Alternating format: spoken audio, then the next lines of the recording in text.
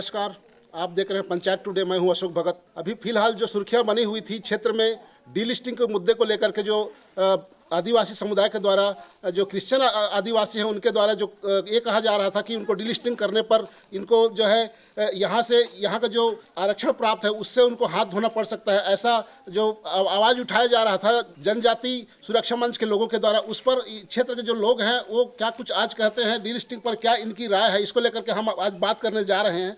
क्या डीलिस्टिंग होने से आदिवासियों को क्या नफा और नुकसान हो सकता है, इस संबंध में आज हम बात करेंगे। आरक्षण पर इसका क्या कुछ असर पड़ सकता है, इस संबंध में आप बात करने जा रहे हैं। यहाँ आज सिवारपारा गांव में पहुंच चुके हैं। सिवारपारा के जो लोग हैं उनका क्या कुछ कहना है, इस पर इनसे हम बात करेंगे।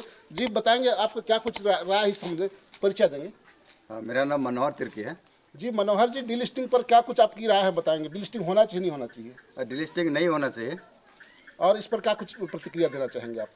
डीलिस्टिंग नहीं होना चाहिए। डीलिस्टिंग होने से हमें आदिवासियों की जो संख्या जो घट जाएगी, और हमें जो भी 5वीं अनुसूची में जो प्रावधान दिया गया है, हम उससे हमारी संख्या कम हो जाएगी और हम ऐसे डिलिस्ट हो जाएंगे। आप सुन रहे हैं, यहाँ मनोहर तिर्की जी के द्वारा बताया जा रहा है कि यहाँ आदिवासी जो समुदाय के जो लोग हैं, डीलिस्टिंग होने पर उनको जो है आरक्षण से जो लाभ मिल रहा है उससे हाथ धोना पड़ सकता है, इनका साफ साफ कहना है। इस विषय पर यहाँ के जो और भी जो ग्रामीण हैं उनसे हम जानना चाहेंगे डीलिस्टिंग पर क्या कुछ प्रतिक्रिया है उनकी, क्या कहना चाहते हैं, इस संबंध में हम बात करेंगे। जी आपका परिचय देंगे सर।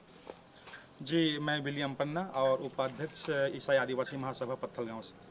जी तो सर्वप्रथम अशोक जी, मैं आपका धन्यवाद देना चाहूँगा कि आपने इस पंचायत टुडे न्यूज के द्वारा अपनी हमारी आवाज़ों को लोगों तक पहुँचाने का मौका प्रदान किया है।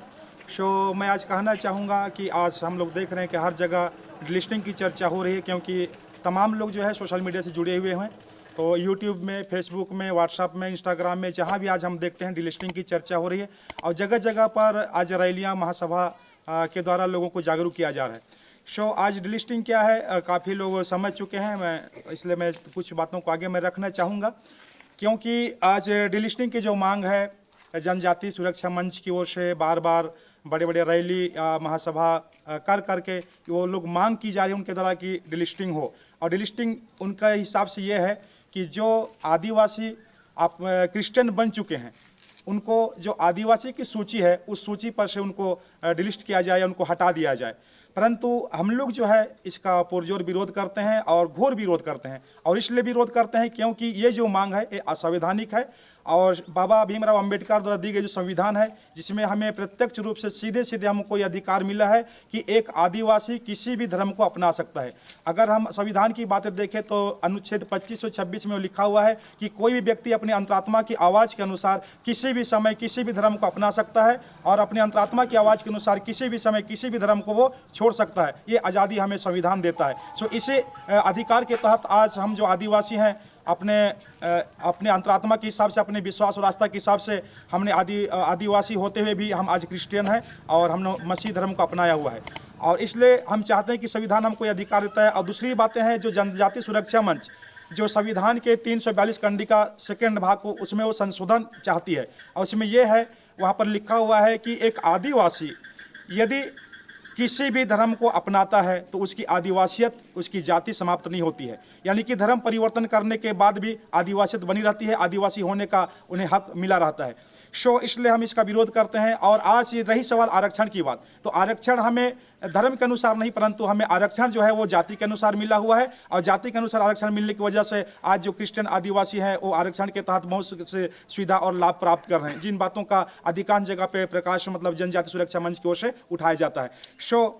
जी विलियम जी बताइए कि क्या इससे आदिवासियों को नफा या नुकसान हो सकता है, क्या कुछ लाभ होगा, क्या नुकसान हो सकती है, इसका बताइए। जी नजरिया लोगों का देखने का अलग अलग है, परंतु मैं यूँ कहना चाहूँगा कि लोग जो सोचते हैं कि इसमें अगर डिलिस्टिंग हो जाता है तो जो ईसाई जो आदिवासी हैं सिर्फ उन्हीं का नुकसान होगा, परंतु ऐसा नहीं है, क्योंकि इसके हमें गहराई तक समझने की ज़रूरत है, क्योंकि ये एक बड़ी साजिश है हम आदिवासियों को बर्बाद करने का। इसलिए पहला टारगेट है ईसाई आदिवासी, उसके बाद में सभी आदिवासियों पर प्रभाव पड़ेगा। यदि अगर 342 कंडिका 2 पर यदि संशोधन होता है तो इसमें ना केवल ईसाई आदिवासी परंतु सभी आदिवासियों पर इसका प्रभाव पड़ेगा, और एक दिन उन्हें भी डिलीट होना पड़ेगा। क्यों?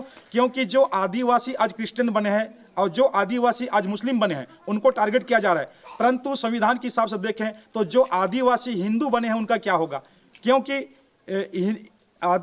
जो हिंदू हैं वो भी आदिवासी जो है वो हिंदू नहीं है। अगर वो हिंदू है तो वो कन्वर्ट हिंदू है, वो धर्म परिवर्तित हिंदू हैं। सो अगर आदिवासियों का अगर डिलिस्ट होता है तो जो हिंदू बने हैं उनको भी एक दिन डिलिस्ट होना पड़ेगा। इसी तीर से उन पर भी मतलब ये चलाया जा सकता है, कानून का जो तीर चलाया जा सकता है। जी पन्ना जी बताएंगे कि आरक्षण पर इसका क्या कुछ असर पड़ने वाला है, इस संबंध में ये बताइए। सीधे सीधे है भगत जी। मैं बताना चाहूंगा कि यदि हम डिलिस्ट हो जाते हैं आदिवासी ईसाई तो बिल्कुल एक लोग जनरल में चले जाएंगे, और अगर जनरल कोटा में चले जाएंगे तो आरक्षण समाप्त हो जाएगा। यदि आरक्षण समाप्त हो जाएगी तो स्कूल में जो उनको रियायत मिलती है, फीस में छूट मिलती है, वो नहीं मिलेगा, और नौकरी में जो उनको परसेंटेज मिलता है वो नहीं मिल पाएगा। इस तरह से वो पूरे जो आदिवासी जो क्रिश्चियन बने हैं वो लोग आरक्षण से हाथ धो बैठेंगे। और रही सवाल दूसरी बात जो 5वीं अनुसूची की, यदि डिलिस्ट हो जाते हैं तो हमारे संविधान के हिसाब से जिस भी जिला में या प्रांत में जहां पर आदिवासी बहुल प्रांत है, जहां पर 50% से ऊपर जो आदिवासी रहते हैं उसको आदिवासी बहुल प्रांत करके घोषित किया गया है, और ऐसे क्षेत्र में जो है 5वीं अनुसूची लागू की गई है। यदि मान लीजिए उदाहरण के लिए हमारे जिला में 62% आदिवासी हैं और जहाँ पर 14% जो है क्रिश्चियन है, यदि डिलिस्टिंग होती है तो 14% अगर क्रिश्चियन डिलिस्ट हो जाते हैं तो वहाँ पर सिर्फ बचेंगे 48% आदिवासी। तो 50% से कम हुए, अगर 50% से कम हो गए आदिवासी तो फिर उस क्षेत्र स्वतः ही वो जनरल घोषित कर दिया जाएगा। और यदि जनरल घोषित कर दिया जाएगा तो वहां पर जो सरपंच होगा, जो वार्ड पंच होगा, डीडीसी होगा, बीडीसी होगा, या फिर विधायक होगा या सांसद होगा, वो सब जनरल कोटे से होंगे। और उस समय पर हमें मौका तो मिलेगा भरने का, परंतु हम उनके सामने मुकाबला नहीं कर पाएंगे और हमारे लोग जो बहुत सारे अधिकारों से हाथ धो बैठेंगे। इसलिए हम इसका विरोध करते हैं और पुरजोर विरोध करते हैं और घोर विरोध करते हैं। और इतना ही नहीं, मैं कहना चाहूंगा कि आगे भी हमारा संघर्ष जारी रहेगा। आप ये बताइए कि आरोप अगर लगा रहे हैं कि अगर साजिश है तो साजिश किसका, साजिश इस संबंध में थोड़ा सा खुलासा कीजिएगा आपकी, किसके द्वारा ऐसा साजिश रचा जा रहा है? नहीं भग्गा जी, ऐसी बात नहीं है। ये आरएसएस और जो भाजपा है ये सिर्फ दो मोहरा है, परंतु इनके ऊपर में षड्यंत्रकारी कोई और बैठा हुआ है। ये सीधे सीधे षड्यंत्र मनुवादियों का है। जो मनुवादियों का हक जो भारत देश आज़ाद होने के बाद में जब हमें संविधान मिला तो संविधान मिलने से जो शूद्र वर्ग के जो लोग हैं, जो आदिवासी वर्ग के लोग हैं, इनको बहुत सारा अधिकार मिला। इससे पहले हमको कुछ भी अधिकार नहीं था। अगर हम लोग अगर मनुस्मृति पढ़ें अगर उठा करके तो वहाँ पर स्पष्ट लिखा हुआ है कि एक आदिवासी एक शूद्र के लिए उसे हथियार उठाने का अधिकार नहीं था, उसको शिक्षा ग्रहण करने का अधिकार नहीं था, उनको धन संग्रह करने का अधिकार नहीं था। ये बहुत सारे अधिकारों से हम वंचित थे, परंतु ये एक बाबा भीमराव अम्बेडकर का संविधान है जो हमें आज ये सारा अधिकार दिया है। और जब हमें अधिकार मिला तो हमारे लोग पढ़ने लिखने लगे, कुछ आगे बढ़ने लगे, कुछ नौकरी पेशा में निकले, नेता बने। इस तरह से हमारा जो समाज है आज उठ रहा है। तो हमारा समाज उठते हुए आदिवासी समाज को देख करके ये कुछ मनुवादियों का षड्यंत्र है। वो नहीं चाहते कि इस तरह से हमारा समाज आगे उठे, और वो चाहते हैं हमें टारगेट करने, कुल मिला करके वो आदिवासियों को बर्बाद करना चाहते हैं। वो पहले ईसाई आदिवासियों करेंगे, उसके बाद में सभी आदिवासियों पर ये तीर चलाया जाएगा। अभी आप सुन रहे थे यहाँ के जो स्थानीय जो निवासी हैं विलियम पन्ना जी, वो बता रहे थे कि इस संबंध में कि डीलिस्टिंग अगर होता है तो क्षेत्र के जो लोग हैं उनको व्यापक मात्रा में नुकसान हो सकती है। ये इस षड्यंत्र को मनुवादियों का षड्यंत्र कहा जा रहा है। इस संबंध में और भी हम बात करेंगे। इस संबंध में यहाँ के जो स्थानीय जो लोग हैं उनसे इस संबंध में क्या कुछ इनकी प्रतिक्रिया है, क्या कहना चाहते हैं, डीलिस्टिंग पर इनका क्या राय है, इनसे हम जानना चाहेंगे। जी आपका नाम क्या है और बताएंगे? जी मेरा नाम निर्मल कुजूर है और मैं ग्राम पंचायत बहुड़े का सरपंच हूँ। जी, सरपंच होने के नाते क्या कुछ कहना चाहेंगे इस संबंध में बताएंगे? आप उरांव समाज से हैं और गर्व होता है उरांव समाज के जो सरपंच हैं, और आपके ही इस समाज के लोगों को आज डीलिस्टिंग करने की बात की जा रही है। इस संबंध में क्या कुछ प्रतिक्रिया देंगे? सर्वप्रथम आपको धन्यवाद देता हूँ मैं कि हमको इस संबंध में कहने का मौका मिला, आपके माध्यम से, व्हाट्सएप के माध्यम से या फिर वीडियोग्राफी के माध्यम से। सर्वप्रथम मैं कहना चाहूँगा कि डिलिस्टिंग जो इसका मैं पुरजोर विरोध करता हूं और घोर विरोध करता हूं और इसको बहुत मैं निंदा करता हूं। ये शब्द या फिर ये वाक्य हमारे शब्दकोश में तो है, लेकिन हमारे ऊपर ये कहीं से भी फिट नहीं होता है। ये लेकिन हमारे आदिवासियों के लिए ये शब्द को लागू किया गया है। मैं समझता हूं हमारे जो जनजाति भाई हैं, हम लोग भी जनजाति हैं, हम लोग भी उरांव आदिवासी हैं, लेकिन ये डिलिस्टिंग शब्द हमारे लिए उपयुक्त नहीं है और लागू नहीं करना चाहिए। इस संबंध में मैं इस बात का मैं पुरजोर विरोध करता हूं और घोर निंदा करता हूं। इसके लिए हम कहीं से भी तैयार नहीं हैं, कहीं से भी सहमत नहीं हैं। इसका हम जहां भी ज़रूरत पड़ेगा हम इसका जवाब देंगे और हम आगे इसका हम लड़ाई करते रहेंगे और इसका आंदोलन भी करेंगे और रैली भी करते रहेंगे। अगर आप लोग की आवाज़ उठाने के बाद भी यदि डीलिस्टिंग कर दी जाती है तो क्या कहना चाहेंगे आप, क्या करना चाहेंगे, क्या कुछ रणनीति बनाए हैं आप लोग? अभी हमारे पास गांव स्तर पे और ब्लॉक स्तर पे और जिला स्तर पर हमारी कमेटी बनी हुई है और बन करके तैयार है। हम उसी के तहत हम इसका एक कड़ी बनाएंगे और उसी के तहत हमारे पास अभी हमारे जो अधिकारी हैं उनसे जुड़ करके हम चर्चा कर रहे हैं, बात कर रहे हैं, आगे बढ़ा रहे हैं। और डिलिस्टिंग का जो मुद्दा है इस मुद्दे को हम राज्य स्तर पे और उसके बाद में हम देश स्तर पे हम लोग लागू करेंगे इस बात को।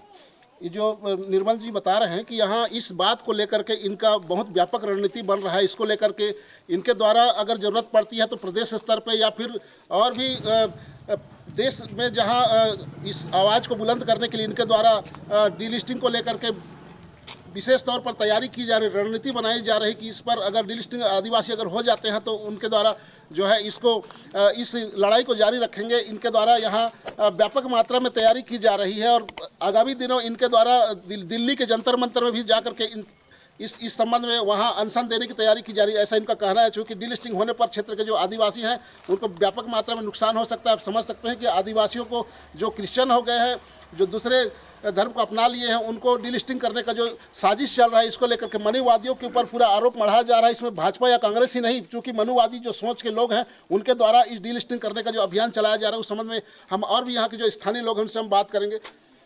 जी, परिचय देंगे आपका। सर, मेरा नाम आशा कुजूर है, मैं बबूडेगा सिवान पार्क की हूँ। जी आशा जी, बताइएगा कि डीलिस्टिंग पर आपका क्या कुछ प्रतिक्रिया है? सर, मैं सबसे पहले आपको धन्यवाद देना चाहती हूँ। जी। डीलिस्टिंग के विषय में मेरा ये प्रतिक्रिया है कि जैसे हमारे सरना भाई लोग हैं, हमारे सरना भाई लोगों का कहना है कि जो सरना पूजा को छोड़ के आज क्रिश्चियन बन गए हैं और मतलब इनको आज एसटी कोटा से इनको हटा देना चाहिए, डिलिस्ट कर देना चाहिए। लेकिन मैं सरना भाई लोगों के लिए एक संदेश देना चाहती हूँ, यदि आज हम लोग डिलीट हो जाते हैं तो हमारे साथ सरना भाई भी डिलीट हो जाएंगे, क्योंकि एसटी कोटा कम हो जाएगा तो ऑटोमेटिक है कि हम लोग सभी लोग डिलीट हो जाएंगे और आज हम लोग को जो सुविधाएं मिली हैं हम लोग उस सुविधा से हम लोग वंचित हो जाएंगे। और मैं एक बात और कहना चाहती हूँ कि लोग बोलते हैं क्रिश्चियन बन गए हैं, आदिवासी समाज को छोड़ दिए हैं।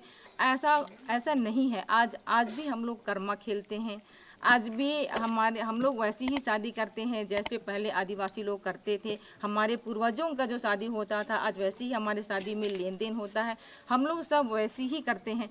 सर, एक बात है कि शिक्षा हम लोगों को जो आज शिक्षा में हम लोग आगे बढ़े हैं तो उसका मैं श्रेय हम लोग क्रिश्चियन समाज को ही देते हैं। आज हम लोग क्रिश्चियन समाज में आए हैं तो हम लोग आज शिक्षा में हम लोग बहुत ही आगे बढ़े हैं और शिक्षा में आगे बढ़ने के कारण आज हम लोग नौकरी पेशा में या पंचायत स्तर में बोलिए, राज्य स्तर में बोलिए, कहीं भी बोलिए, आज हमारे समाज के लोग आज सब जगह शिक्षा के माध्यम से ही हर जगह नौकरी पेशे पे पाए जाते हैं और हम लोग बहुत आगे बढ़ चुके हैं। और आज जो सरना भाई लोग हैं वो ये बात को वो समझ नहीं पा रहे हैं, उसे ये बात हजम नहीं हो पा रही है, इसलिए उन लोग इस बात को विरोध करते हैं। मैं उनके लिए एक संदेश देना चाहती हूँ कि आप लोग भी पढ़ें और आगे बढ़ें।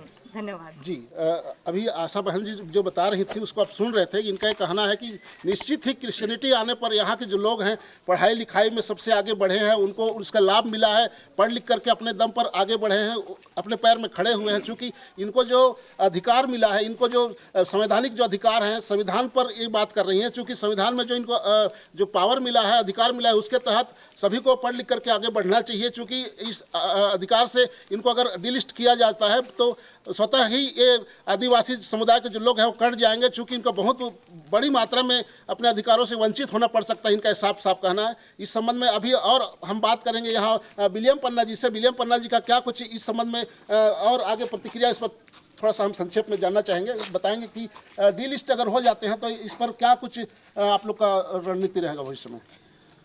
अशोक भगत जी, ये कैसे होगा, क्योंकि ये हमारा संविधानिक हक है, हमारा संविधानिक अधिकार है। परंतु मैं एक बात कहना चाहूँगा, जो जनजाति सुरक्षा मंच है वो कभी भी वो सामने नहीं आता, जनजाति सुरक्षा मंच की हक के लिए, अधिकार के लिए कभी बात नहीं किया है। परंतु वो लोग जो है वो सिर्फ एक वोट की राजनीति कर रहे हैं और उनको लगता है कि इस तरह से अपना वोट बैंक निर्मित कर लेंगे और एक लोगों को बेवकूफ़ बनाने के जरिया मैं समझूंगा। परंतु हम लोग ऐसा होने नहीं देंगे। जहां तक हमारे जो संवैधानिक अधिकार है, अपने अधिकार के लिए हम लोग लड़ेंगे और अधिकार के लिए हम आगे बढ़ेंगे। इतना ही रैली या महारैली सभा करके समाप्त हो गए, ऐसी बात नहीं है। आगे भी हमारा रणनीति जारी रहेगी और हम इसके लिए संघर्ष करेंगे। भगत जी, मैं एक बात और बता दूं, क्योंकि ये संविधान हमें हक देता है कि एक आदिवासी, उसका कोई धर्म कोड नहीं है, आदिवासी जो उनका कोई धर्म कोड नहीं है, इसलिए जगह जगह पर आज धर्म कोड भी मांगा जा रहा है। वो हिंदू नहीं है, इसलिए आदिवासी यदि किसी भी धर्म में जाता है, किसी भी धर्म में, वो बौद्ध को अपना लिया, जैन को अपना लिया, इस्लाम को अपना लिया या क्रिश्चियन बन गए, तो उनकी आदिवासियत समाप्त नहीं होती है। वो धर्म बदलने के बाद भी आदिवासी बने रहते हैं। और हमें जो आरक्षण की बात है, तो आरक्षण तो हमें धर्म के अनुसार नहीं, परंतु हमें जाति के अनुसार मिला हुआ है। तो और एक बात मैं कहना चाहूँगा कि हमारे जो भाई हैं, जो जनजाति सुरक्षा मंच के अपने को संयोजक बोलते हैं, तो मैं कई कमेंट्स उनका देखा, तो मैं उन्हें कह देना चाहूँगा कि वो आज हर वो क्रिश्चियन लोगों का विरोध इसलिए करते हैं कि हर जगह ये लोग देखने पर मिलते हैं, हर ऑफिस में क्रिश्चियन लोग हैं। तो भैया क्रिश्चियन लोग आने के बाद में वो शिक्षा में जागृति आई है, लोग शिक्षा में पढ़ लिख करके आगे बढ़े हैं। अब पढ़ लिख करके जब आगे बढ़े तो हमें आरक्षण का भी सहारा मिला, कुछ तो मिला है। इसी वजह से आज हमारे क्रिश्चियन लोग हर ऑफिस में, हर जगह पे मिलते हैं। डॉक्टर हैं, इंजीनियर हैं, और हर जगह पे मतलब नर्स से लेकर के टीचर स्टाफ से लेकर के हर जगह आप क्रिश्चियन लोगों को पाएंगे। तो मैं उन्हें कहना चाहूँगा, यदि क्रिश्चियनिटी अगर विदेश से है और विदेशी चीज़ों से आपको इतनी नफरत है, तो मैं कहना चाहूँगा अशोक जी, आपके हाथ में ये माइक है, ये भी विदेशियों ने बनाया है।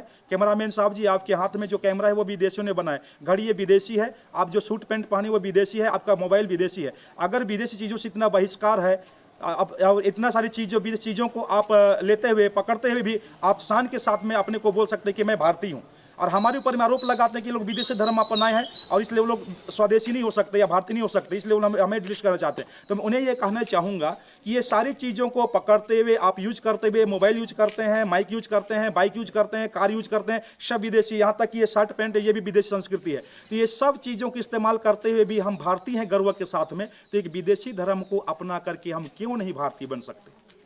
मेरा सवाल है।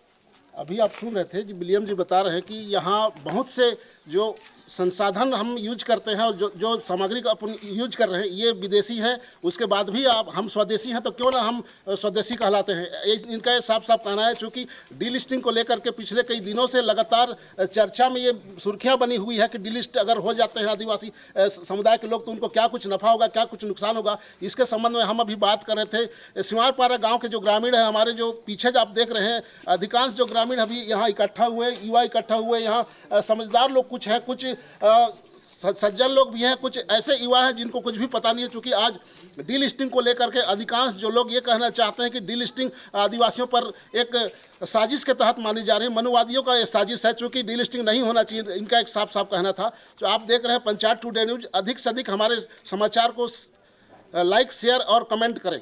धन्यवाद।